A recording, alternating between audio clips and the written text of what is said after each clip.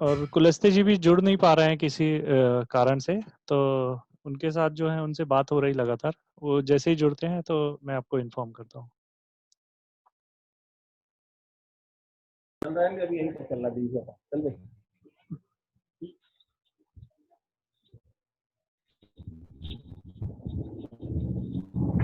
जाना क्या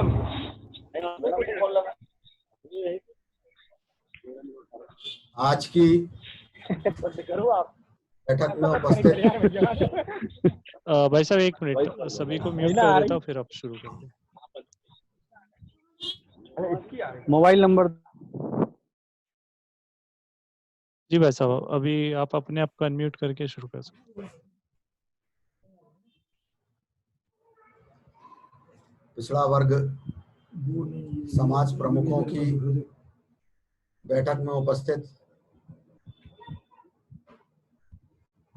सभी समाज के गणमान्य प्रबुद्धजीवी, समाज के नेतृत्वकर्ता, समाज को दिशा देने वाले गणमान्य नेतृत्वकर्ताओं का स्वागत है इस बैठक में। हमारे बीच में भारतीय जनता पार्टी पिछड़ा वर्ग मोर्चा के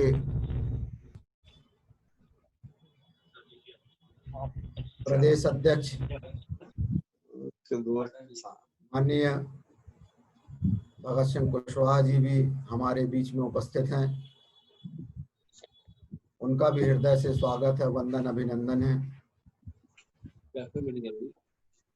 ऐसे यशस्वी ऊर्जावान अध्यक्ष भारतीय जनता पार्टी ने हमको दिए हैं, जिनके कारण पिछड़ा वर्ग मोर्चा ने संपूर्ण प्रदेश में एक अपना स्थान बनाया है। उनकी कार्य क्षमता, कार्य दक्षता, कार्य कुशलता के कारण आज पिछड़ा वर्ग मोर्चा सभी मोर्चाओं में एक नंबर पे पहुंच गया है। हमारे बीच में राज्यसभा सांसद माननीय संपतिया उइके जी भी हमारे बीच में उपस्थित हैं। मैं उनका भी हृदय से स्वागत, वंदन, अभिनंदन करता हूं। उनके नेतृत्व के तहत बहुत सारे कार्य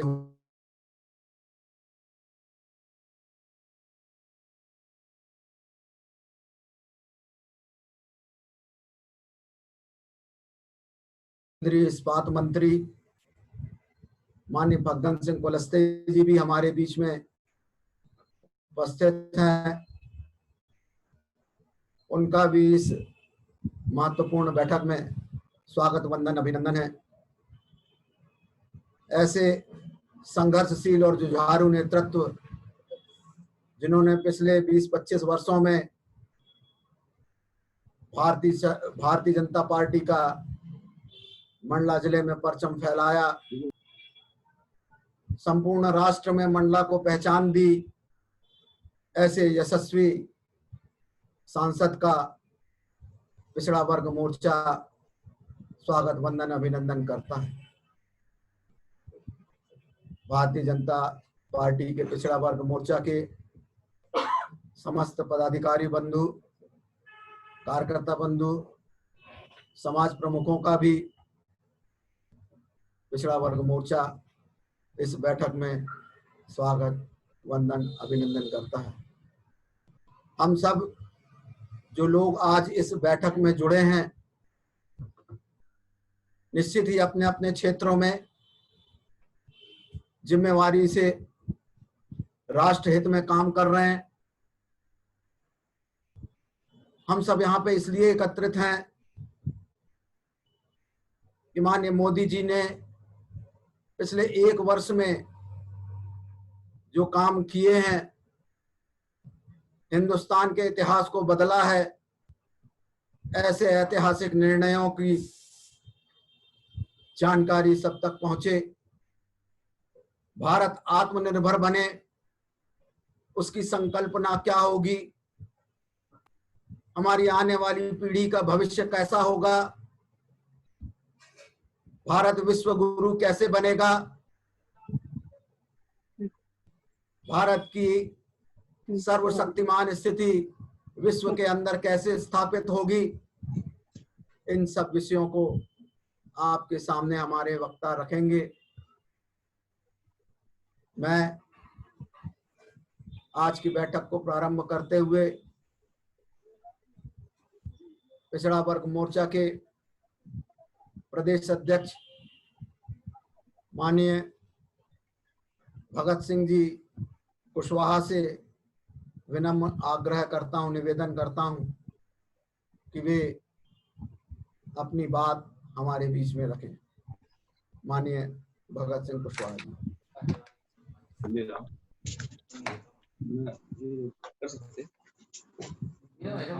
आज के इस जय श्री राम जी नमस्कार। मंडला जिले की वीडियो कॉन्फ्रेंस के द्वारा आयोजित इस समाज प्रमुखों की बैठक में हम सबके बीच में जिनका हमको मार्गदर्शन मिलने वाला है, इस वक्ता के रूप में उपस्थित होने वाले हैं केंद्रीय इस्पात मंत्री श्री फग्गन सिंह जी कुलस्ते जी।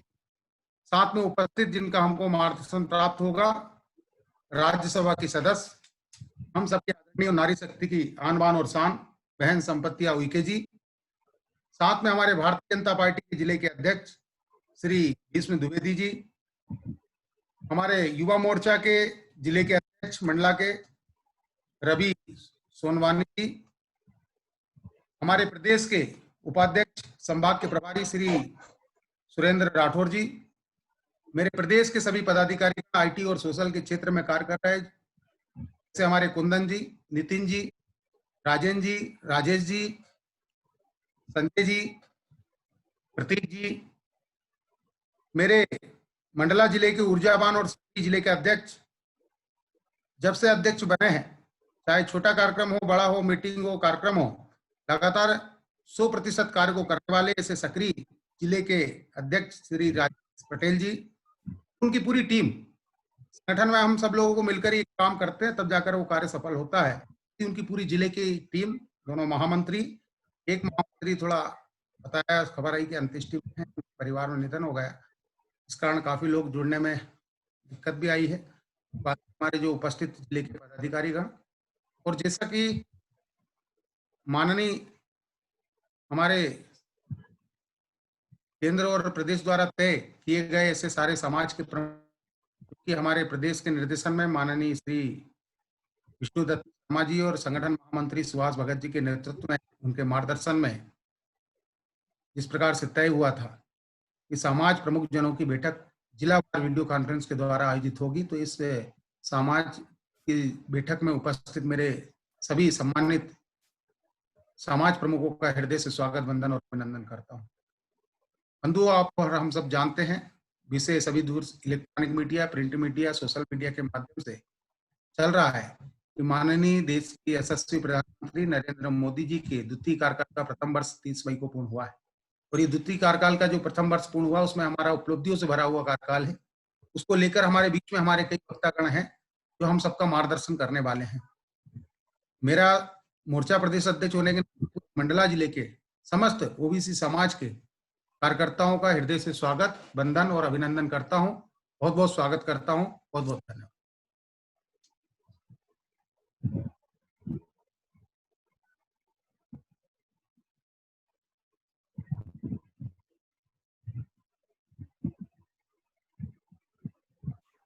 धन्यवाद अध्यक्ष जी। सुरेंद्र भाई साहब। हाँ बोलिए। आप संपत्ति जी को बिल्कुल है ना जी। तो आप हमारे बीच में राज्यसभा सांसद सम्मानीय संपत्तिया जी उइके हमारे बीच में उपस्थित हैं। मैं उनसे विनम्र आग्रह करता हूं, निवेदन करता हूं कि वे हमें अपना मार्गदर्शन प्रदान करें। माननीय संपत्तिया जी।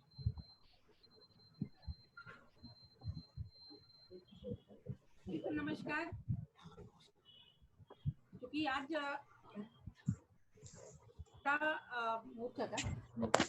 मोर्चा का आज ये वीडियो कॉन्फ्रेंस हो रहा है और इसमें आज अभी मेरे को तत्काल जानकारी लगी और आज जुड़ करके मुझे बहुत प्रसन्नता हुई।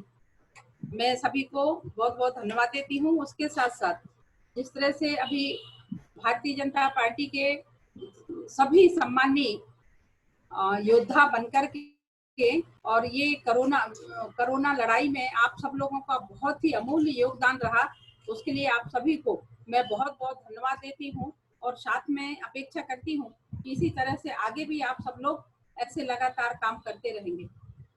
आप जिस तरह से अभी माननीय राष्ट्रीय अध्यक्ष और माननीय प्रदेश अध्यक्ष जी के नेतृत्व में और जिस तरह से हम सब लोगों को निर्देश मिले कि माननीय देश के प्रधानमंत्री यशस्वी प्रधानमंत्री आदरणीय नरेंद्र मोदी जी ने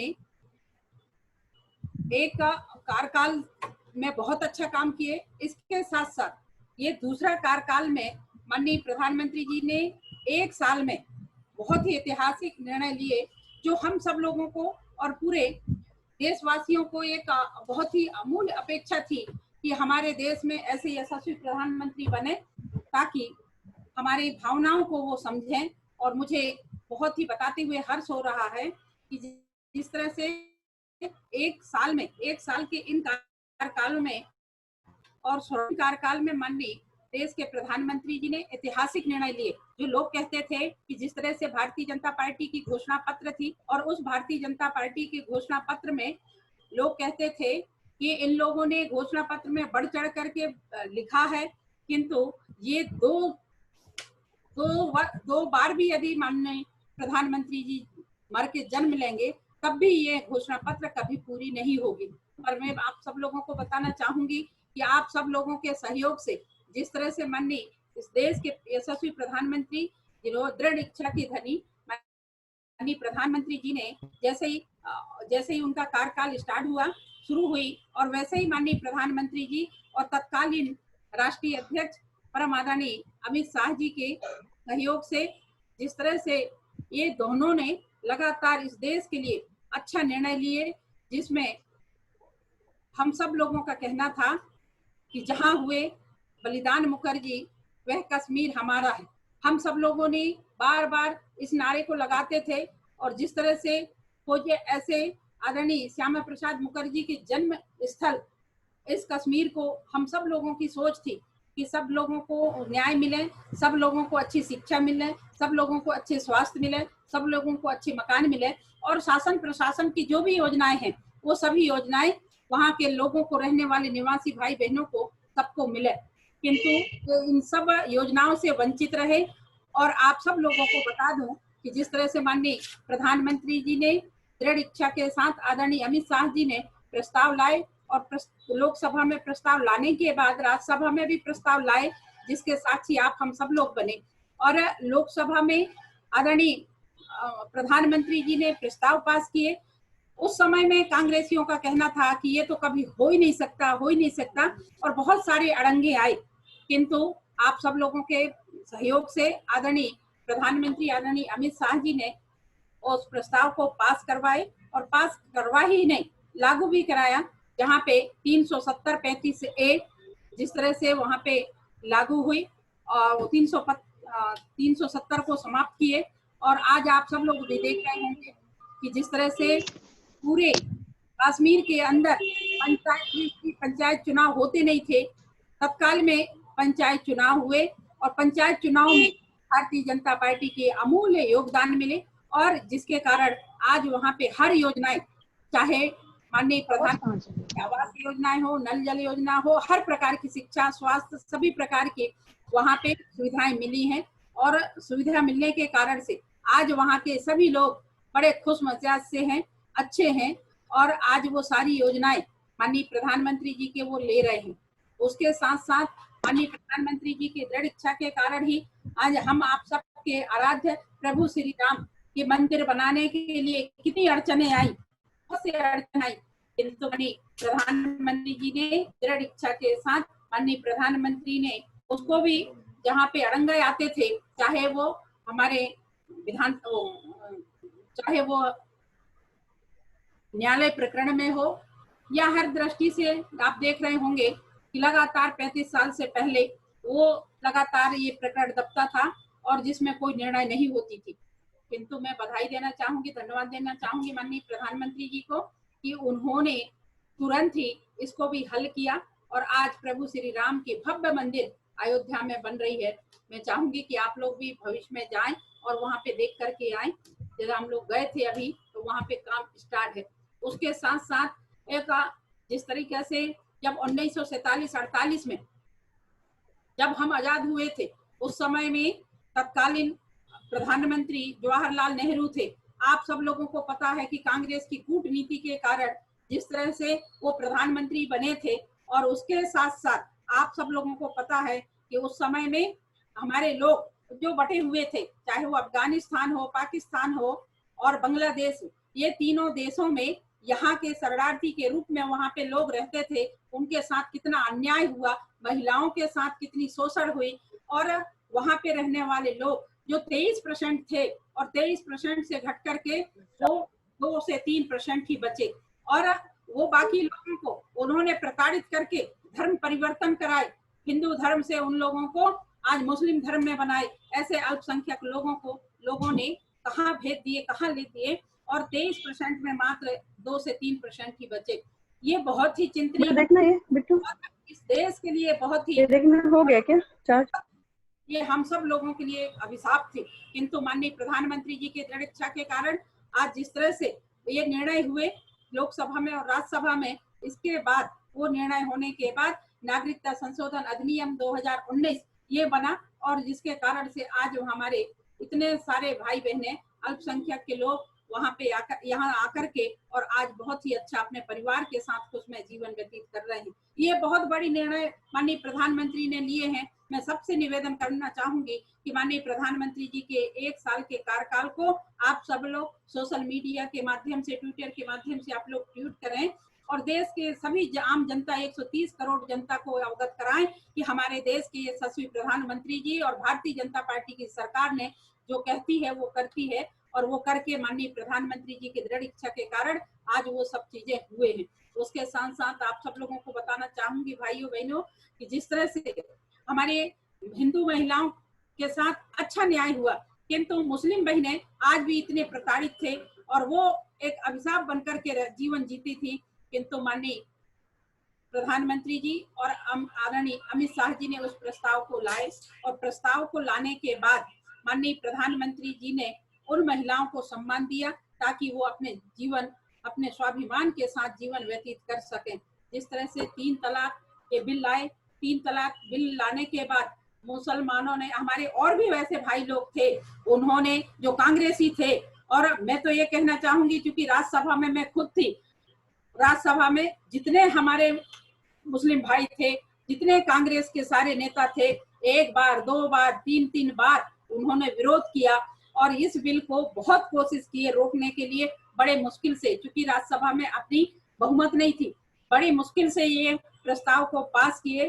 आजाद गुलाम जी ने इतना उन्होंने विरोध किया इसको लेकर के, सारे कांग्रेसी बाहर चले जाते थे। किंतु जिस तरह से आवश्यकता थी कि हमारी महिलाएं इस पृथ्वी में जीवन यापन कर रहे हैं, इस धरती में जीवन यापन कर रहे हैं, तो सबके लिए एक से कानून बने, एक से नियम बने और माननीय प्रधानमंत्री जी ने उसको करके दिखाया। और आज लाखों हमारी मुस्लिम बहनें माननीय प्रधानमंत्री जी को धन्यवाद देते हैं, भारतीय जनता पार्टी को धन्यवाद देते हैं। जिस तरीका से हमारी जिंदगी जी रहे थे आज वो हमारा सफल हुआ, ऐसा माननीय सभी हमारे भाई बहनों का भी ये कहना है। और मैं उन सब बहनों को बहुत बधाई देना चाहती हूँ कि जिस तरीका से वो घर के अंदर एक घुटन की जिंदगी जी रहे थे और आज वो अच्छे से अपनी जिंदगी जी रहे हैं। उसके साथ साथ जिस तरह से आप सब भी देख रहे होंगे, 200 देशों में लगातार पूरे विश्व में पहली बार इतनी बड़ी महामारी आई और इस महामारी में जिस तरह माननीय प्रधानमंत्री जी ने और हमारे भारतीय जनता पार्टी के यशस्वी राष्ट्रीय अध्यक्ष आदरणीय अमित शाह, तत्कालीन राष्ट्रीय अध्यक्ष आदरणीय अमित शाह जी, गृह मंत्री, आज लगातार उनके अथक प्रयास से आज हम सब लोग भी देख रहे होंगे कि जिस तरह से अभी की डेट में भारतीय जनता पार्टी की सरकार जब आई और उनकी दृढ़ इच्छा के कारण पहली बार उन्होंने पूरे देश को 130 करोड़ जनता को आह्वान किया कि पूरे देश को और इस कोरोना को लेकर के 22 तारीख को और पूरे देश की जनता चाहे कोई भी दल के हों सब लोग एक साथ खड़े हुए माननीय देश के प्रधानमंत्री जी के साथ। माननीय प्रधानमंत्री जी ने लगातार लॉकडाउन किया और लॉकडाउन पहली लॉकडाउन भी सफल हुए, सेकंड लॉकडाउन भी सफल हुआ, थर्ड लॉकडाउन भी सफल हुआ, फोर्थ लॉकडाउन भी सफल हुआ और आज हम देख रहे हैं कि फिफ्थ लॉकडाउन में हम सब लोग आज स्वस्थ हैं। मैं आप सब लोगों से निवेदन करना चाहूंगी कि जिस तरीका से माननीय प्रधानमंत्री जी के 1 साल के कार्यकाल को आप लोग जन जन तक पहुंचाएं और ज्यादा से ज्यादा इसका प्रचार प्रसार करें। जिस तरीके से आप लोगों ने कोरोना में आप सब लोग बढ़ चढ़ करके हिस्सा लिया और भाग लेने के बाद आज हम सब देख रहे होंगे कि जिस तरह से बाकी चाहे वो अमेरिका हो, यूरोप हो, फ्रांस हो, इटली हो, जर्मनी हो, ये रूस हो, ये सारे देश संपन्न देश थे।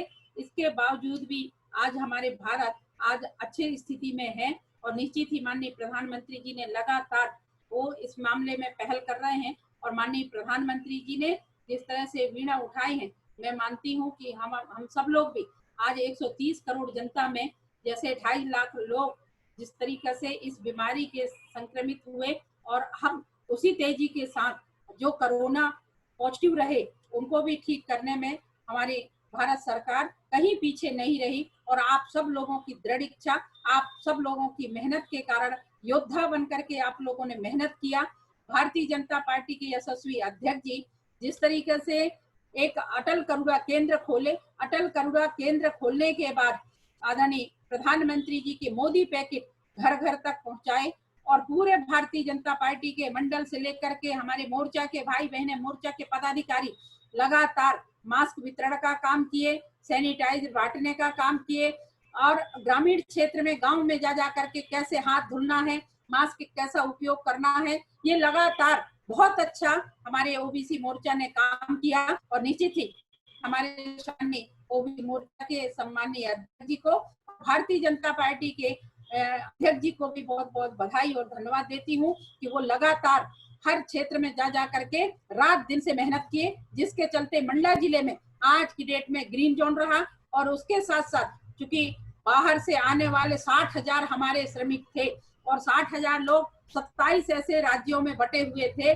उनको लाने का भी काम हमारे भारतीय जनता पार्टी की सभी टीम और भारतीय जनता पार्टी के जनप्रतिनिधि और भारतीय जनता पार्टी के हमारे यशस्वी माननीय मंत्री जी उन सब के सहयोग से आज यहाँ पे हमारे जो श्रमिक लोग बहुत आसानी से आ गए।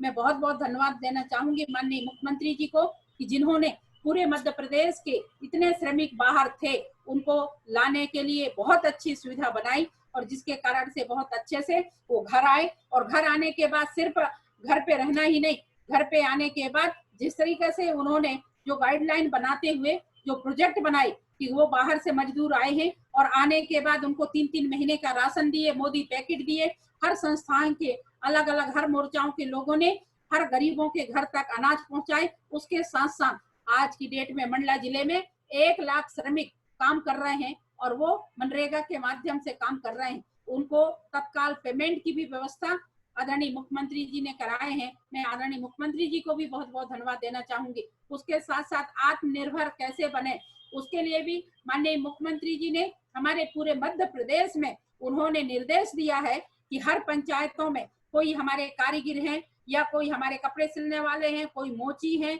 या अन्य अन्य प्रकार की जिसको ईश्वर ने जो कला दिया है उनको आप लोग चिन्हित करें और चिन्हित करके कौन व्यक्ति के लिए हम क्या कर सकते हैं ऐसा एक एक्शन प्लान बनाएं और एक्शन प्लान के माध्यम से मैं आप लोगों से भी निवेदन करना चाहूंगी क्योंकि आप लोग भारतीय जनता पार्टी के एक बहुत ही महत्वपूर्ण मोर्चा में आप लोग काम कर रहे हैं और मोर्चा में जुड़ने के कारण कोई भी व्यक्ति आप लोगों के पास आएंगे तो उनको आप भारतीय जनता पार्टी के रीति नीति के साथ साथ भारतीय जनता पार्टी की जो उपलब्धि है उनको भी घर घर तक पहुंचाने का काम करें, ऐसा मैं मानती हूँ। क्योंकि माननीय मंत्री जी भी मेरे ख्याल से जुड़े हुए हैं और मैं ज्यादा ना समय लेते हुए आज मुझे भाई शैलेंद्र जी ने और बहुत ही ज्यादा क्योंकि बहुत अनुभवी है और अनुभवी के साथ साथ उनको बहुत अनुभव भी है, हम सब लोगों को वो मार्गदर्शन करेंगे ऐसा मैं मानती हूँ। माननीय मंत्री जी भी यहाँ पे अभी जुड़े हैं, वो भी अब आप सब लोगों को मार्गदर्शन देंगे। मैं तो आप सब लोगों को धन्यवाद देती हूँ कि आप लोगों ने एक बहन समझ करके मुझे आज इसमें जोड़े।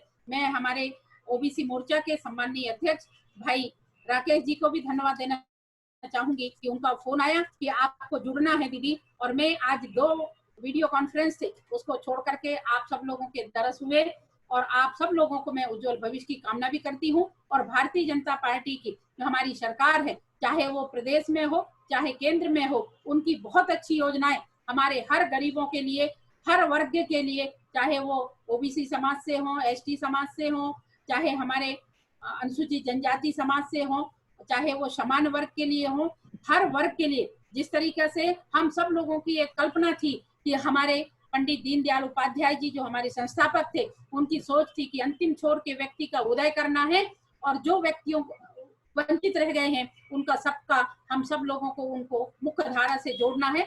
ऐसे भाव रख करके चरावेती चरावेती ऐसे भाव लेकर के लगातार काम आदरणीय प्रधानमंत्री जी कर रहे हैं, आदरणीय शिवराज जी चौहान जी कर रहे हैं। मैं उन सबको भी बहुत बहुत धन्यवाद और बधाई देती हूँ जनता की ओर से कि बहुत अच्छी स्कीम आप लोगों ने बनाया, और जिसके कारण से हर गरीब को आज, चाहे वो समान वर्ग के हों, ओबीसी समाज के हों, सभी वर्ग के लोगों के लिए ऐतिहासिक योजनाएं बनी हैं। और मैं मानती हूँ कि सबका साथ सबका विकास लेकर के जिस तरीके से भारतीय जनता पार्टी की सरकार काम कर रही है, निश्चित ही आप सब लोग बहुत ही बधाई के पात्र हैं। बहुत बहुत धन्यवाद देते हुए मैं अपनी वाणी को यही विराम देती हूँ। ओबीसी मोर्चा के सम्मानित सभी टीम को और हमारे प्रदेश के भाई को बहुत बहुत बधाई देते हुए अपनी वाणी को विराम देती हूँ। नमस्कार। धन्यवाद संपतिया जी को, धन्यवाद बहुत बहुत, हमारे बीच में आई और सार गर्भित उद्बोधन उन्होंने हम सबको दिया। अब मैं आमंत्रित कर रहा हूँ केंद्रीय इस्पात मंत्री सम्माननीय फग्गन सिंह कुलस्ते जी को कि वे आए और हमें मार्गदर्शन प्रदान करें। क्या जुड़े हैं, नहीं जुड़े? जी जुड़े हुए हैं भाई। जुड़े हुए हैं भाई साहब। नितिन भाई एक बार कॉल कर हाँ, लीजिए। एक बार मैं पूछ रहा हूँ। माननीय मंत्री जी अभी दौरे पे है, घर घर संपर्क अभियान चल रहा है। मेरा निवेदन है कि माननीय मंत्री जी को थोड़ा 10 मिनट बाद जोड़े तो ठीक होगा। मैं साथ में हूँ उनके। अच्छा जी। 10 मिनट का तो समय ही है अपने पास। सुरेंद्र भाई साहब, हमारे बीच जो जिलाध्यक्ष जी जुड़े हुए हैं, विष्णु भैया, हाँ, जिलाध्यक्ष हैं विष्णु, इनका उद्बोधन ले लेते हैं। विषम सिंह जी हैं जी, विषम द्विवेदी जी। विषम द्विवेदी जी ने अभी हमारे बीच में। नितिन जी मैं ये कहना चाहूंगा कि माननीय मंत्री जी के साथ दौरे में मैडम जी का उद्बोधन सुना है। 10 मिनट बाद केंद्रीय मंत्री जी जाएंगे जो हमारे प्रदेश के लोग जुड़े हुए हैं, यदि उनका उद्बोधन हो जाता तो ठीक रहता। जी ठीक। नितिन जी अगली बैठक में भाई साहब का उद्बोधन करा लेंगे। ठीक है भाई साहब, राजगढ़ वाली में हो जाएगा। क्योंकि 10 मिनट बचे हैं, दूसरी 2 बजे से दूसरी बैठक है ना, तो इसलिए उसमें शामिल होना है। 1-1 घंटे का समय रहता है। सुरेंद्र जी अगले जिले में हो जाएगा उनका। जी जी जी जी, वही। तो आभार प्रदर्शन के लिए मैं जिलाध्यक्ष जी से आग्रह करूंगा कि वे आभार प्रदर्शन करें। राजेश भाई साहब, राजेश पटेल जी।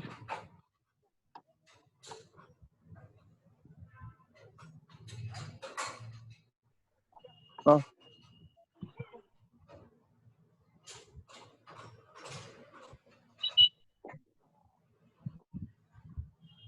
राजेश जी सुन पा रहे हैं? आभार प्रदर्शन करें, जिलाध्यक्ष ओबीसी मोर्चा। राजेश पटेल जी नहीं सुन पा रहे हैं, नहीं सुन पा रहे हैं ना फोन माइक चालू करें। राजेश जी आपकी आवाज नहीं आ रही। आवाज नहीं आ रही, माइक चालू करें, अपना कोने की बटन को अनलॉक करें। राजेश पटेल जी। नितिन जी अपने यहाँ से देख लो, चालू हो जाए तो माइक। नहीं चालू है उनका माइक चालू। राजेश जी को फोन लगा के बोल दो तब तक। राजेश भैया सुन पा रहे हैं? राजेश भैया आप आभार प्रदर्शन करेंगे आज की बैठक के लिए। जो रिएक्शन है उसके हिसाब से ऐसा लग रहा है कि वो सुन भी नहीं पा रहे हैं। हाँ जी जी जी।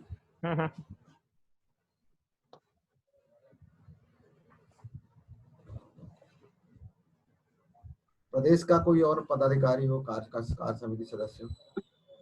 कपिल जी नितिन जी, राजेश पटेल जी को आवाज नहीं आ रही है। कपिल कछवाहा जी से बोला आभार प्रदर्शन कर दो। कपिल भाई का भी, उनका भी माइक का प्रॉब्लम चल रहा है। हमारे भी हम्म। शशि दीदी हैं चलो क्या? एक काम करो, मेरी बात सुनो, सब छोड़ो। शशि दीदी आप सुन पा रहे हैं? कार्यालय प्रभारी राजेंद्र चौकसे जी से बोल दो कि आभार प्रकट कर देंगे, हो जाएगा। नहीं नहीं, शशि राजेंद्र दीदी जी से आप करवा कर दो, दो। आप कर दो, कोई भी नहीं है अब। आपकी मीटिंग में नहीं, शशि जी से करवा दो ना, लोकल आदमी है शशि पटेल जी। हाँ ऐसा कर लो। शशि दीदी, हेलो नितिन जी आपसे कोई मुखातिब है? नितिन जी, साहू बोल रहा हूँ माननीय मंत्री जी के यहाँ से। जी बोलिए। चल लगा दे गाड़ी। कितना समय बचा अभी आपकी मीटिंग में? बस 5 मिनट 10 5-7 मिनट बचा हुआ है मिनट वैसे। है, 10 मिनट बचा है भाई साहब, क्योंकि दूसरी मीटिंग है 2 बजे से।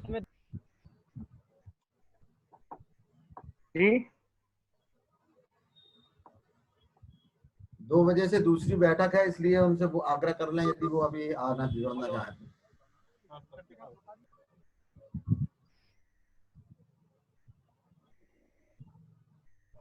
राजेश जी 2 मिनट देख लें पहले, शायद जी मंत्री जी जुड़ना चाह रहे हैं। नितिन जी थोड़ा सा देख लें। भाई साहब वो जनसंपर्क अभियान चालू है। साहू जी का फोन था ना, उनके पीए का। जी जी जी, उनके साथ में ही है वो। हाँ। तो वो बोल रहे थे जैसे ही कार में बैठते हैं मैं कनेक्ट करा देता हूँ। तो हम लोग 2 मिनट वेट कर लेते हैं मंत्री जी का। हाँ वेट कर ले, वेट कर ले। वेट कर लें।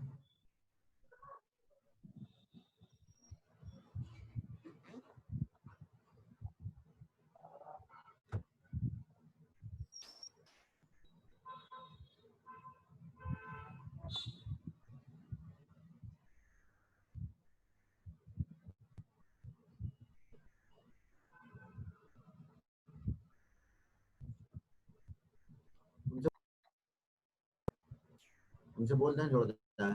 जी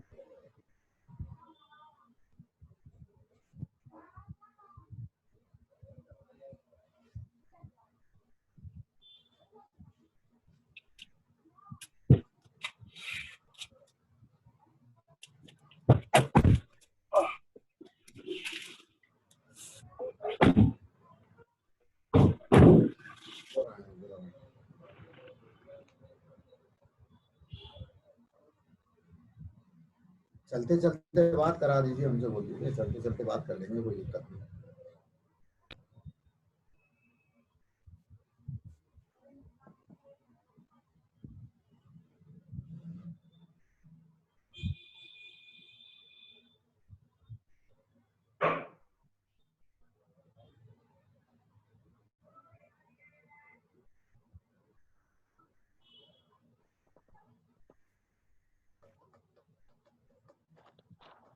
राजेश भैया,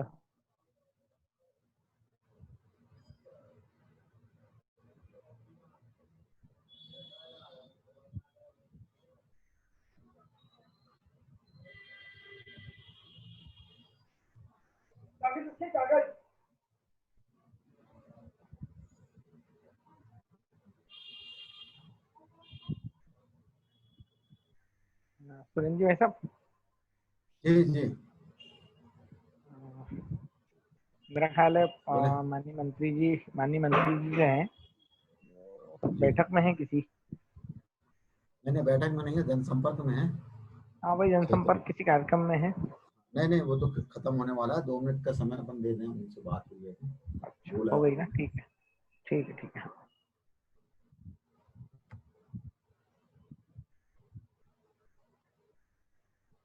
2 बजे तक के अपन रह सकते हैं नाश्ते। भीषम भैया सुन पा रहे क्या? हाँ नितिन जी क्या हुआ? उनसे संपर्क नहीं हो पा रहा है।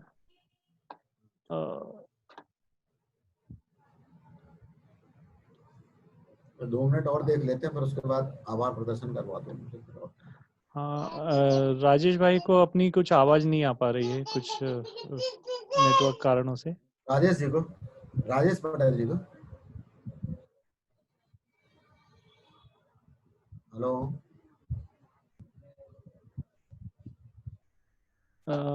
भीषम भैया भी लगता है डिस्कनेक्ट हो गए हैं।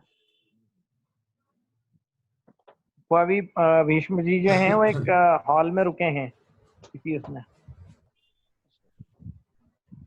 भाई साहब 1 मिनट और एक बार कनेक्ट करता हूँ, फिर हम लोग आगे बढ़ा देते हैं मीटिंग। जी जी 1 मिनट कनेक्ट करके बोल दो कि मुझे यदि जुड़ना है तो ठीक, नहीं तो फिर हम नितिन जी 2 बजे मंत्री से जी नहीं जुड़ पा रहे हैं किसी 2 टेक्निकल बजे कारण से। दूसरी नितिन जी, दूसरी बैठक है 2 बजे से। नितिन जी, हाँ चौकसी जी समझ में आया।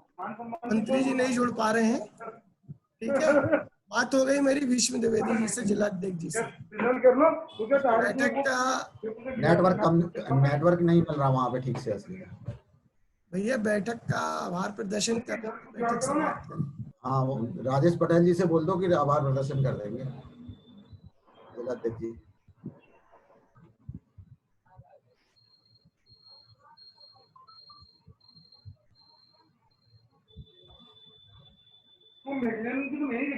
ग्रुप अच्छा नहीं, हाँ इसलिए जल्दी नहीं उसको आ जाने दो, जैसे 2 अच्छी कार आ जाए, इनसे 4 ऑर्डर को भी ठीक, इनसे 2 को। भाई साहब अभी संपर्क नहीं हो पा रहा है जैसे चौकसी जी ने बोला, तो बैठक हाँ समाप्ति के जी लिए, हाँ जी आभार आप बोल प्रदर्शन दीजिए। करवा आभार दें। प्रदर्शन करवा दो, आभार प्रदर्शन कौन कर रहा आभार है? प्रदर्शन इनसे बोल दीजिए, राजेश पटेल जी से आभार प्रदर्शन करें। राजेश भाई साहब को भी नहीं हो रहा है हमारी आवाज कनेक्ट भी नहीं आ पा रही है जी। तो प्रदेश कार्य कनेक्ट भी समिति नहीं हो रहा। सदस्य, प्रदेश कार्य समिति सदस्य अभी प्रदेश कार्य समिति सदस्य कौन है? ममता नितिन पटेल भाई जी जुड़ी मंडला में हैं, कौन है? ममता पटेल जी जुड़ी हैं जबलपुर से। मंडला से कौन है? मंडला से कोई नहीं। चौकसी वहाँ जी की जो आप पार्षद थी ना, ही शशि पटेल जी, आभार प्रदर्शन कर दीजिए चौकसी जी। शशि पटेल जी से करवा दीजिए, पार्षद हैं। भारतीय जनता पार्टी पिछड़ा वर्ग मोर्चा की जबलपुर संभाग की जिला मंडला की बैठक में आज की वीडियो कॉन्फ्रेंसिंग की समाज प्रमुख की बैठक में पधारे प्रदेश के यशस्वी अध्यक्ष श्री भगत सिंह कुशवाहा जी, राज्यसभा सांसद श्री संपत्या उइके जी और मंडला जिले के तमाम पदाधिकारीगण, जिला अध्यक्ष, महामंत्री और हमारे साथ में भाजपा पिछड़ा वर्ग मोर्चा के प्रदेश के उपाध्यक्ष श्री सुरेंद्र राठौर जी, जबलपुर संभाग के प्रभारी श्री सुरेंद्र राठौर जी, आप सभी का हार्दिक वंदन, स्वागत। इस बैठक की समाप्ति की घोषणा करते हैं। धन्यवाद चौकसी जी। सभी को जय श्री राम। बैठक में जुड़ने के लिए धन्यवाद।